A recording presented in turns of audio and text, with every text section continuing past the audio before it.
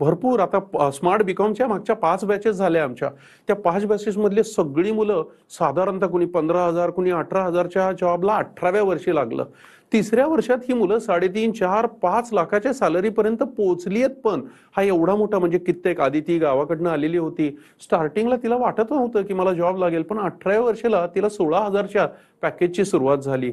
बीबीएची पण मुलं आहेत. आता गुजरातमधनं आलेला यश पटेल होता, 8.5 लाखाची सॅलरीवरती तो जॉईन झाला. आता तो अमेरिकेत जातोय पुढच्या 1-2 महिन्यात.